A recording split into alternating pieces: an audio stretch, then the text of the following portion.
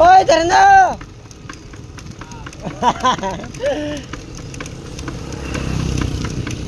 Yan, so papunta na naman tayo ngayon sa ating trabaho sa Kaya Homes bilang pintoy o pintor.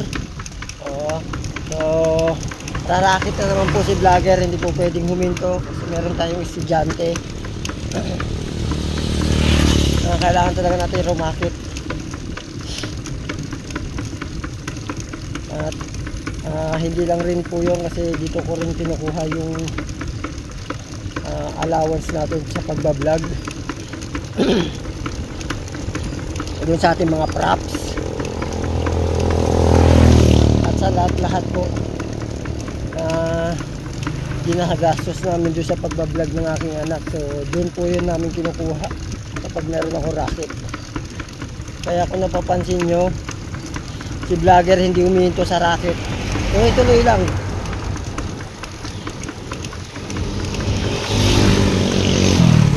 Sa totoo lang, ito yung napakahirap na trabaho na pinasok ko, yung pagiging vlogger na yun.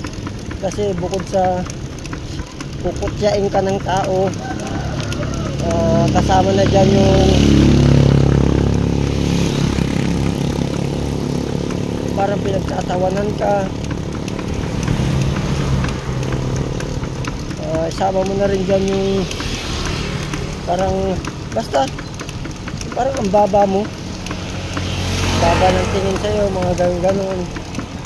Kasi yung wala naman yan, mahirap na vlogger yan, gaganunin ka talaga.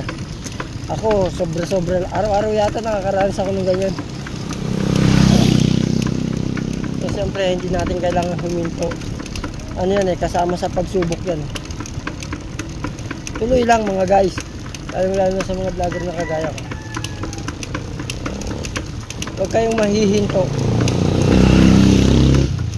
Pag huminto kayo, talo kayo. So tuloy-tuloy lang. Kailangan lang ng goal. I-pursue mo yung goal mo sa buhay. Hindi porkit nadapa ka, hihinto ka na agad.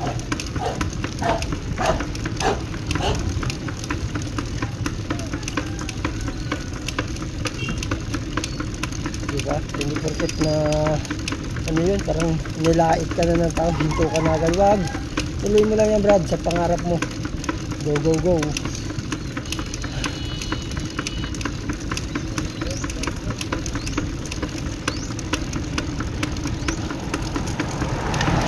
So sana patnubayan tayong lahat ng Diyos.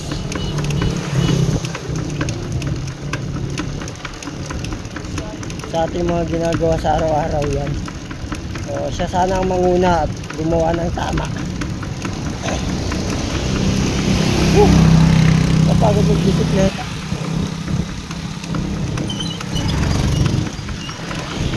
Pero masaya, maganda to. Parang ano rin happy. Huwag kakalimutan tumawa. Nakakatanggal ng stress yan. Nakita mo lang mukha ko, matatawa ka na. Diba?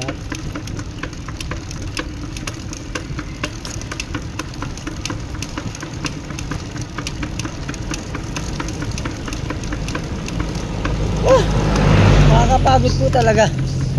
Kaya ako na nagsasabi doon sa lahat ng mga vlogger, huwag po kayong hihinto, ituloy nyo yung mga pangarap nyo na yan. Sa una mahirap,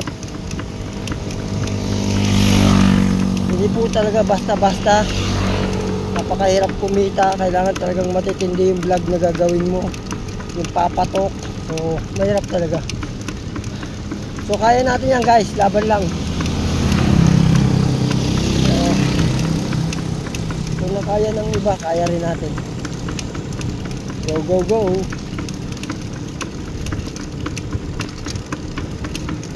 Kailangan lang sa pagbablog kasi kapal ng muka. Yan ang number 1.